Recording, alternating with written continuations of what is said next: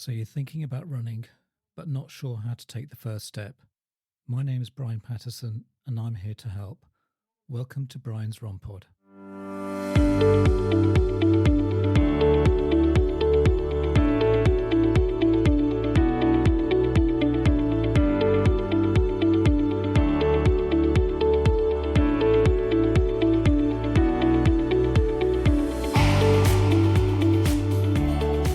Hey there, running enthusiasts and beginners alike. Welcome back to another episode of Brian's Run Pod, where we unlock those secrets to injury-free running and effective training methods.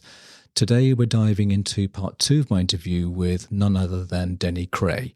Yep, you don't want to miss this one. In this episode, we're digging into how mastering the fundamentals of easy running, guided by heart rate training, can transform your fitness journey.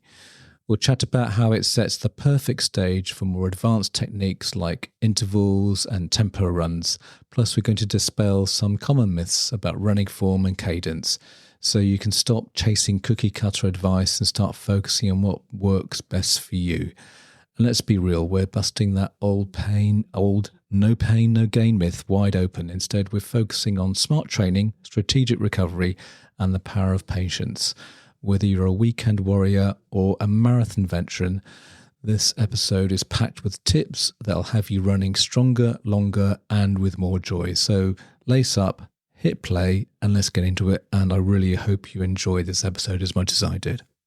So do you, in terms of, obviously you may have a pro coach to different levels, or let's say if someone was a beginner, when do you feel that you can sort of type of introduce a much more, technical aspects of, your coaching sort of thing?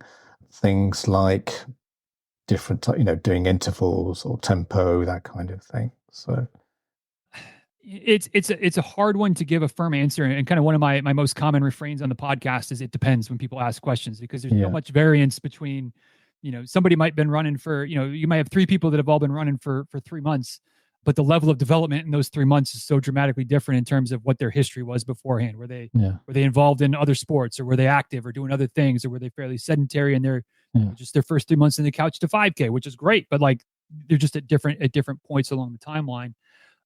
But I think without trying to totally dodge the question, it's hard to give a firm answer to that. But it's kind of one of those that each situation kind of dictates. So it's it's kind of reading. I don't want to say reading between the leaves, but it's like for each person, like how are they feeling? Like kind of getting the vibe of like how do they feel after the run? If they go out and run for 30 minutes.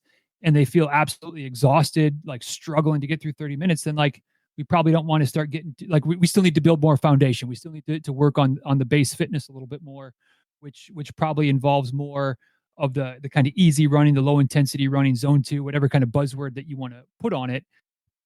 And quite frankly, that's my bread and butter anyway. Like I'm very much personally a heart rate training guy. I don't force anybody that I coach to follow heart rate training principles, but it ends up being a lot of zone 2, a lot of easy running. But I definitely lean in towards most of the miles should be easy or low intensity, because that builds the foundation. And then when we do mix in some workouts, we're able to really like have that firm base to push off of and really propel forward. But at the same time, like I said earlier, I want my athletes to have fun and I want them to enjoy the process. And for a lot of folks, not everybody, but for a lot of folks, like, throwing down a good hard workout and getting all the endorphins and sweating and panting and being out of breath, like there, I mean, I won't deny, like that feels more like there's something more to that than just going out and running at an easy effort for 45 minutes or an hour. Like I still feel good when I'm done with running easy for an hour, but like when I go out and hammer some repeats or hammer a good hard workout, like there is a little bit more of a sense of accomplishment of like, oh, all right, we got after it today and I'm going to feel it tomorrow, but that's a good thing. So it's kind of it's the art part of the art and science. Like it's the art of when to start putting in the workouts and what to and what level of workouts to do. But I believe there needs to be a decent level of base there to get the most out of the workouts. So I mean, you could do the workout any old time, but you're not going to get as much out of it. And maybe the injury risk would be higher if there's less of a base there. So sorry, that was a long way to get to. I don't have a really good answer for when to start doing that's it. Okay. That's okay. But it's a moving target. Yeah. Because as I've kind of got older, if anything, there's kind of like sometimes a bit of frustration because of either injury or something like that. But then the thing I have enjoyed recently is, I mean, I'm a member of a gym, and then doing kind of intervals on the gym. It could be it's only 3K or something like that. It could be 3 to 4K or something like that. But if you do, let's say, intervals, you feel like because treadmill running is so inherently hard just to run consistently. But to do something where you're having to work with speed, I think it comes into its own there. So that really helps.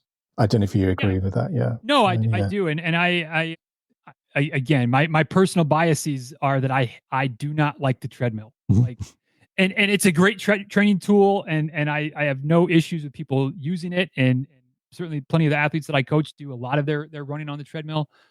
But me personally, I mean, I can tell myself I'm going to go run for 30 minutes on the treadmill. I'm lucky if I get 3 minutes on that stop button is right there, and I'm just not going to do it. And I'm also fortunate enough, like I said, we lived in Florida for a while. We live in Georgia now, where the winters, even where we are now, like the winters aren't real bad. I mean, it gets cold. We get a little bit of ice here and there, but nothing that I don't feel comfortable running outside in pretty much year round. So I'm able to do that. And our neighborhood is pretty quiet in terms of traffic. So like I could run in the streets, at least in the early mornings before people get up and get going to work and stuff. So I'm not in a situation where the treadmill is a necessary evil for me. But yeah, if and when I have to run on a treadmill, like there is a pretty good chance I'm gonna do something to mix it up a little bit more. Some speed in. Yeah, that's right. Some hills or something, just to keep it a little bit more interesting than just run along looking at the same spot on the wall for an hour. Hats off though to the people to yourself and to other folks that run on the treadmill. Or even, I struggle. Yeah, I mean, even if I run on the Life Fitness ones, and they have those kind of, you're running along a trail, that kind of thing. But even that can be. It helps a little bit, but it doesn't. It doesn't. Yeah, it's still. Yeah, exactly. So, I know I was listening to one of your podcasts the other day, sort of one of your short ones, the one sort of about, some people can get a bit kind of head up or kind of a bit confused about sort of technique and that kind of thing, about, running on your toes. You were citing an example of someone who's running on their toes or running in their midfoot, that kind of thing. So as opposed to running on your heels, where you could get the forces going up through your hips and that kind of thing. So I just wanted to know you to sort of explain to the audience as to because I know there's this kind of so-called strides per minute, 180 strides per minute, and some people it's kind of set as a guideline that you should be running as that. What do you tell your runners or about that? There's a lot there. There's a lot there. Yeah, that's all right. That's right. Cut me off if I get going too far. But the 180 steps per minute thing is like a lot of, I don't want to say I guess like a lot of there's examples beyond just running, but a lot of examples where we take something and then maybe oversimplify it so it kind of loses the meaning. Yeah. And in this example, the 180 steps per minute was kind of came about, without getting too deep into the weeds, by people studying elite and sub-elite marathoners and how fast what their cadence was, how many steps per minute they're taking during a race effort, during a race. Yeah. So this is, and it's the average. So anyway, but as soon as you take an average, well, now it's not a perfect thing for anybody because it's the average of a bunch of people. But the average, plus they're elite athletes. Exactly. They're elite athletes running whatever at 5-minute pace or 6-minute mile pace or some faster pace than what I'm running for a marathon, certainly. And so the average is 180 steps per minute at race pace. Okay, well, and quite frankly, 180 steps per minute doesn't necessarily have to coordinate specifically with overall pace. Like you can take 180 steps per minute at 10-minute pace, at 9-minute pace, 8-minute pace, whatever. But the important thing to remember is that's a race effort, and it's an average. So just as soon as you take an average, if you know how maths work, it's like that means some people were 182, some people were 186, some people were 172, 177. Like Like they were probably all close to 180. There probably weren't too many that were 150. There probably weren't too many that were, 210 steps per minute. Like, I mean, there might be a couple of extreme outliers, but for the most part, most people were in and around, probably, I don't know what the exact numbers are, but probably between 170 and 185, something like that was where most people ended up. But then we've, over the course of, dumbing it down for the masses and Runner's World articles that were probably well-meaning, but it's like 180, 180, 180, 180. And so, people, and I've had people who are like, man, my cadence is a little bit low. What do you think I should do to pick it up? And I look at 176 and it's like, you're good. 176 might as well be 180. That's like pretty it might good. as well be 180. That's pretty good. Yeah. Yeah. And then it's, oh, well, my cadence was, is 160. And I look at things with like, but how, like, it was an easy run. We weren't we weren't at race pace. Like, so maybe we want to pick it up a little bit. Maybe we could, but also like, how are you feeling? Yeah. If you're not feeling bad, if you're not having aches and pains and niggles and things like that, and again, we're talking about an easy 4-miler. Like, do we need to stress out about bringing your cadence up from 160 to 170? Like, probably not. Like, I mean, it might help, but it probably won't make much of a difference. And then like, well, let's throw down a harder run and see what your cadence is there. And then it's like, oh, it's 177. Like, all right, perfect. We're good. When we're trying to run faster, the cadence picks up because that's just naturally what's going to happen. So yeah, I think that sometimes for well-meaning, it's well-meaning to say, hey, maybe a cadence around 180 is going to be your best situation, but we lose the details. We lose that that's race pace. We lose that that's an average, and it's not going to be an exact science for every single body type. Somebody that's got really long legs is probably going to have a lower cadence because their stride length is so much longer. I mean, somebody who's got shorter legs is going to have probably a higher number because their cadence, or because their stride length is shorter. So, there's biomechanical things to think about, in terms of landing on your toes, heel strike, and things like that. That was another one that kind of got maybe oversimplified in terms of don't heel strike, but it was like, don't heel strike with your foot out in front of you. So if you do that, then you're landing with your legs straight. And that's where like you said earlier, all the force comes up your leg into your knee, into your hips, and you're asking for all these problems. But if you're landing with your foot it doesn't have to be directly underneath your body, but pretty much underneath your center of gravity when you're running, that's when it really doesn't matter if your heel strikes first, if your forefoot strikes first, if your midfoot strikes first, because you're landing, your knee is naturally going to be bent in that position. You're going to be in a position to absorb the shock, to create elastic tension through your Achilles tendon, through your calf muscle that's going to spring you forward. But again, we dumbed it down to say don't heel strike. But what we really meant was try to land with your foot underneath your body instead of out in front of you. And so it's kind of like the message got lost. The details got lost in the headline, and then everyone's just like, oh my God, don't heel strike. Well, don't heel strike out in front, but just don't land with your foot out in front, and then it doesn't matter. Land with your foot underneath you, and you're good to go. Yeah. I know that can be a little bit technical, but that's try not to make this a 3-hour episode of the podcast. Yeah. Yeah. I think it's very easy to get caught up in, especially if you are, even for someone who may be running, 3-4 years or something like that, and doing the odd 10K fun run, or we have a thing called park run over here, which is 5K.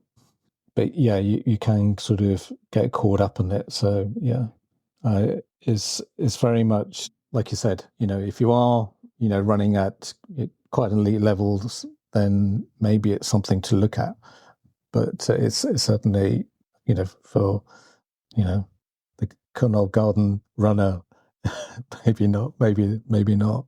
So yeah. Well, and again, it's one of those. It's an example to me where it's like there's so many ways to improve your performance, or whatever your performance metric is. You want to improve your endurance, you want to run faster, you want to run longer distances, like whatever it is. There's so many ways to improve it, and maybe increasing your cadence or locking on your cadence might be one of them.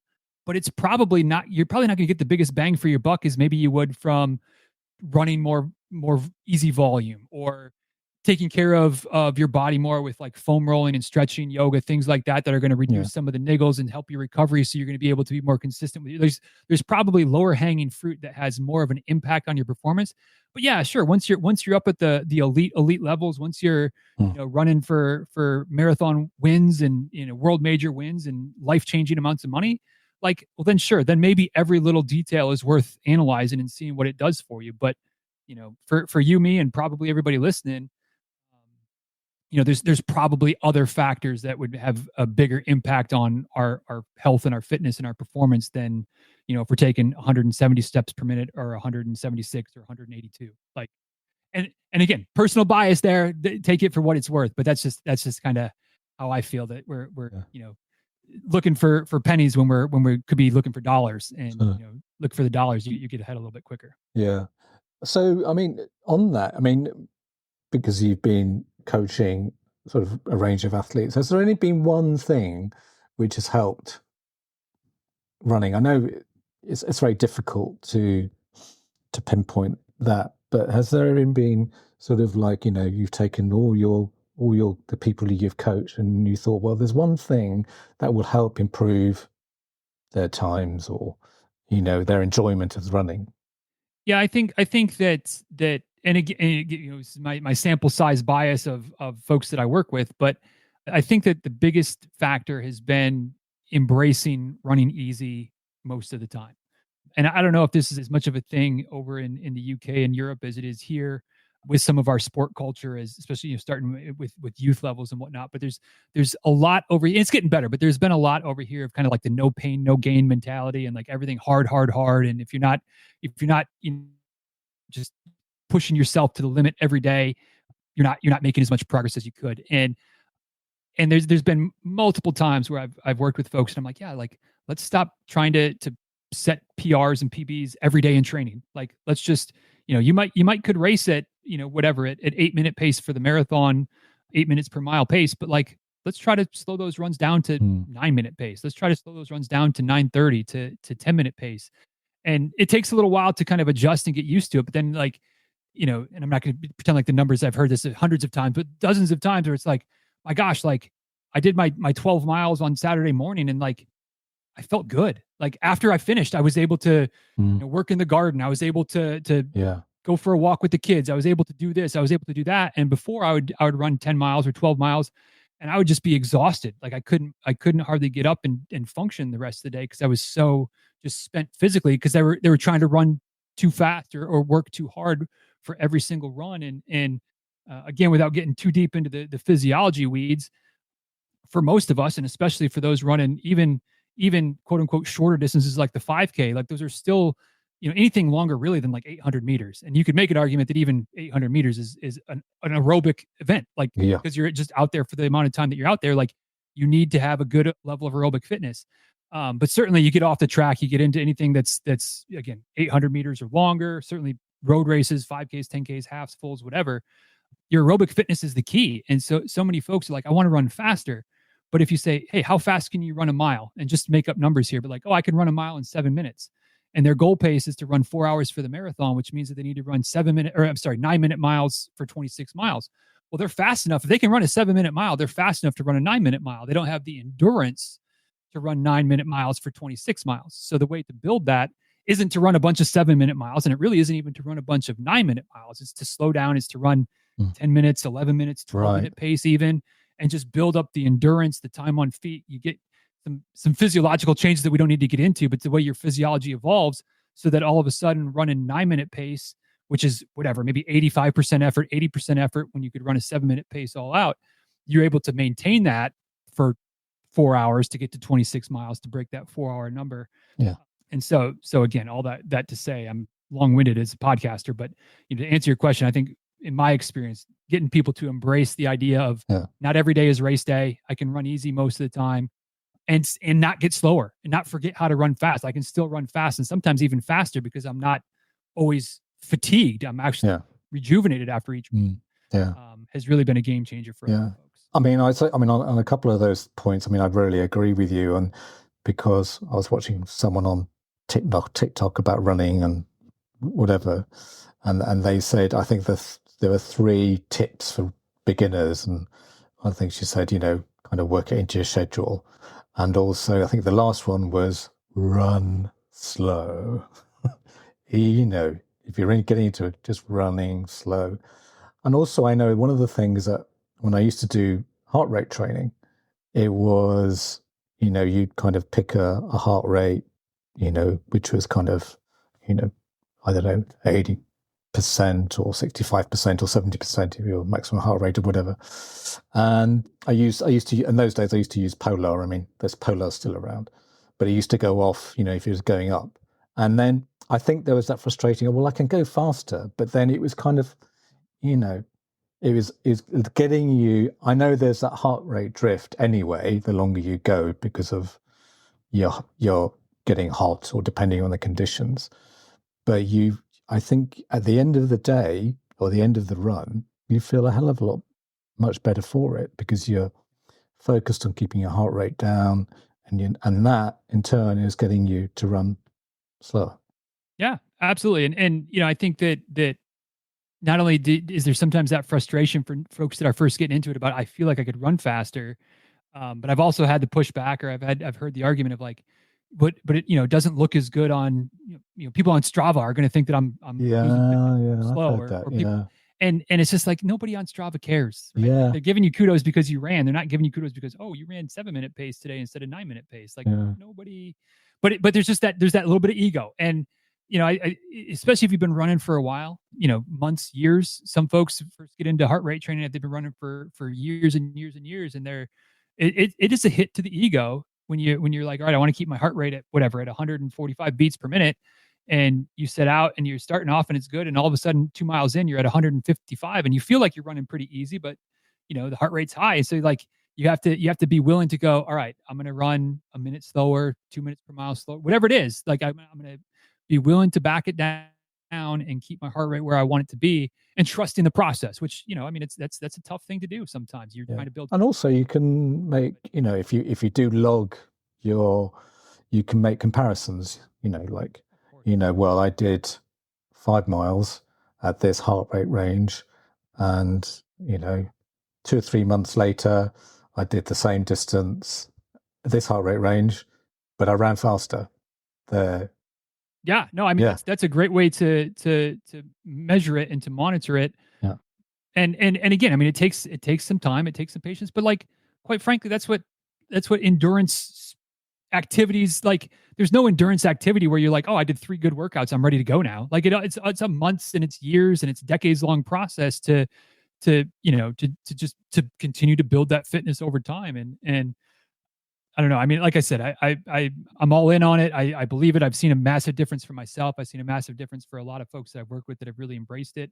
It's not the only way. I would maybe argue it's one of the better ways, but it's not the only way to train.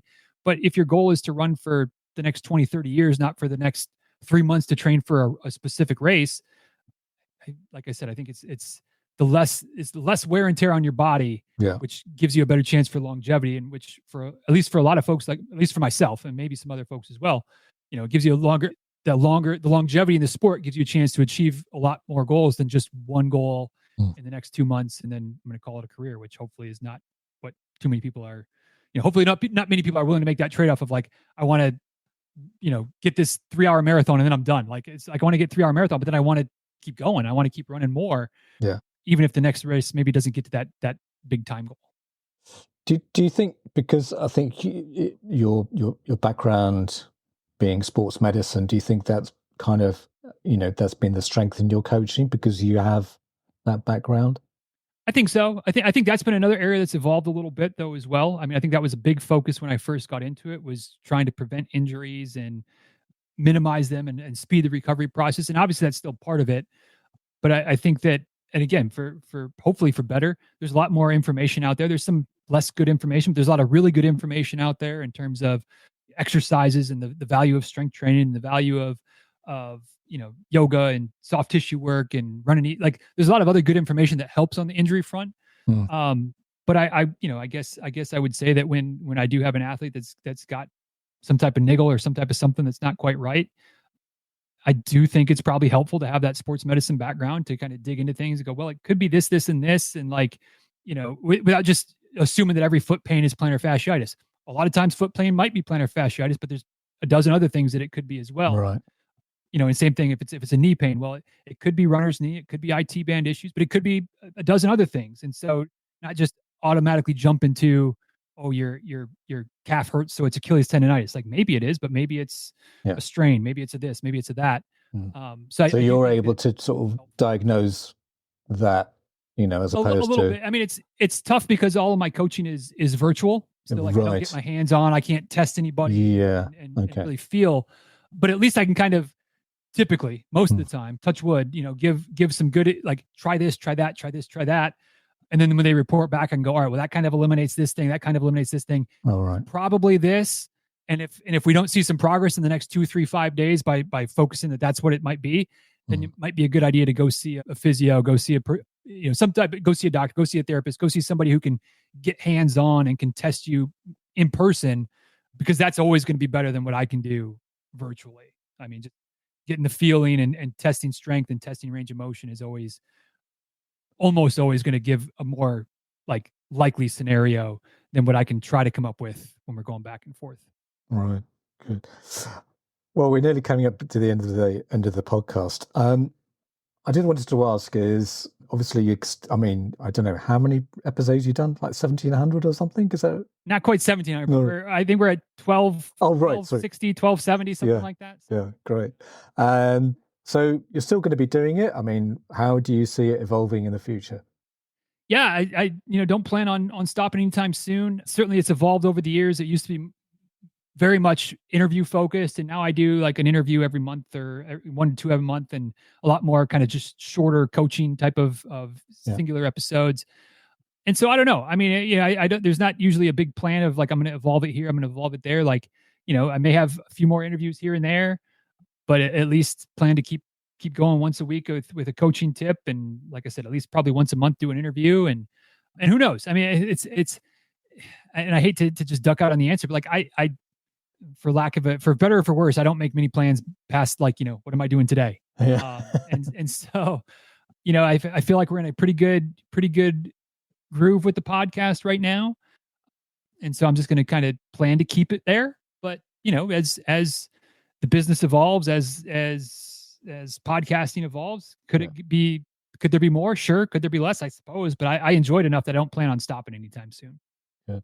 Right. I know I sent you a schedule beforehand, but I just come up with an idea and do some quick fire questions.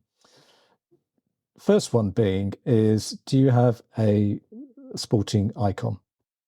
Oh, I mean, probably not in running so much. Okay. But like I said, I grew up as a hockey player, and so there's probably some hockey players. I don't know how well that would translate to you. Well, the only one I know is Wayne Gretzky, but I mean, Gretzky's great. Go to where the puck is. Yeah. Yep. I grew up a big Detroit Red Wings fan. I'm like I said, I'm from Northern Michigan, so Detroit's kind of our hometown team. So like Gordie Howe from way back in the day, before my time, but like Steve Yzerman was the captain of the team when I was growing up, and many great memories of him playing. Yeah. But yeah, I mean, probably more hockey. Probably Yzerman is probably my number one.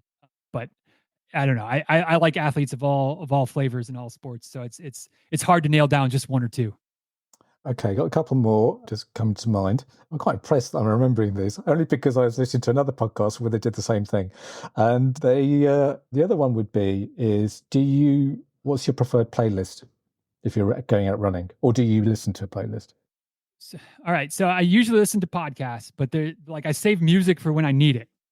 Like if I'm really struggling, music I can, like podcasts I feel like I'm trying to listen and engage, and music I can just kind of turn my brain off and just run. So if I'm gonna go to music route, I'll either go to like Dave Matthews Band is like one of probably my favorite band, kind of jam rock, kind of like I don't know. I mean, kind of acoustic, but there's a little bit of rocky stuff to it. Yeah. Or just go to like a 1990s rock, so like grunge, Nirvana. Okay. But I mean, kind of anything from the 90s, like any that's that. I mean, I grew up in the 90s. Like I guess I was coming of age in the 90s. So that's kind of my default. If we're just going to go with let the music play, bring it on to 90s rock, and we're good to go. We sing along to just about every song that comes on. And you kind of touched on my next question. The final one would be, if you, apart from your own podcast, which you'd like to listen to, which is your kind of favorite podcast at the moment? I know that's a difficult one, but. Yeah, that is a difficult one. So I have different podcasts. Like I'm such a podcast junkie, I guess. Like different podcasts for different things. So I have podcasts when I'm running, podcasts when I'm walking the dogs, and like I won't listen to the dog walking podcast when I'm running, and vice versa. It just depends on what I'm doing and where I go. Yeah. but one of my favorites is the Jocko podcast. And Jocko Willink is an ex U.S. Navy SEAL. I mean, sometimes he talks to military officers from not just military members, not just from the United States, but there's been UK Okay. on the show, Canadian military. But it's a lot of like lessons on life and all right, interesting. that come through military stories sometimes, or lessons learned in battle, lessons learned. Sometimes they go deep into like World War I lessons, World War II lessons. Sometimes it's from Afghanistan, Iraq, whatever. Yeah. But it's just like that's kind of my Saturday long run podcast. They're usually 2-3 hour long episodes, and I usually dial one of those up when I start my long run. And it's just, I get, like I said, there's enough business lessons in there. There's enough life lessons in there and I think a lot of times, even though he doesn't talk about them as running lessons, there's a lot of running lessons in there about being consistent and showing up and being disciplined and just the value of hard work. That's one of many that I would quickly recommend. But it's not everybody's cup of tea, because there is sometimes some military stuff that can and not super graphic, but I mean, some of the stories of war are not pleasant stories. No. But there's usually one or two things that I take away from every episode that I'm like, oh yeah, this was I'm thinking about something different because I listened to this episode today. Yeah, good.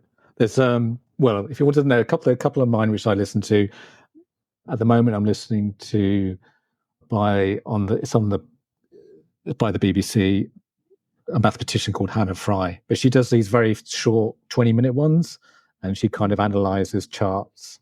But that's really, like, she did one on the Challenger, which was interesting, about the O-rings, and she did. That's a really good one. And there's another really good one which is called Ghost Story, that's a really good story, really good story. So check them out. I'm always looking for new podcasts. Yeah. Maybe I'll send you the links. So yeah, yes, that's sir. good. I just wanted to say you've been a fantastic guest, and well, thanks to Morelli for bringing us together. Yes. And she was a brilliant guest as well. And I'm really pleased that you came on, and I really, really do hope you enjoyed it. Oh, I did, Brian. I appreciate the opportunity, and thanks for giving me a chance to come on and talk about running, which I could clearly talk about all day, just about anything. So I appreciate it. Great. So, okay, cheerio. Take care. And that's a wrap for another exhilarating episode of Brian's Run Pod. Thanks for tuning in, folks. As always, we've got your back with all things running, and next week, get ready for some more awesome beginner hints and tips to kickstart your running journey. Don't forget, you can now send me a message. Yep, you heard it right. Brian's Run Pod has now become interactive with the audience. If you look at the top of the episode description, tap on Send Us a Text Message. You can now tell me what you think of the episode, or alternatively, what you would like covered. If you're lucky, I might even read them out on the podcast. Hey, if you want to keep up with all the latest updates, behind the scenes fun, and even some exclusive content, make sure to follow me on social media. We've also launched a shiny new Facebook page. Just simply search for Brian's Run Pod and give us a like. And don't forget to hop over to Instagram, where you can catch all our visual adventures at Brian's Run Pod. For those of you who love diving deep into the episodes, head over to our website, www.briansrunpod.co.uk, and there you'll find some detailed show notes and handy chapter markers, making it easy to navigate through your favourite discussions. Please leave a review, as it will help others find this podcast. Music is by Happy Day by Stock Audio, not forgetting artwork by Alice Patterson, and also thank you to my producer, Anna Patterson. So, till next week, thanks again for listening.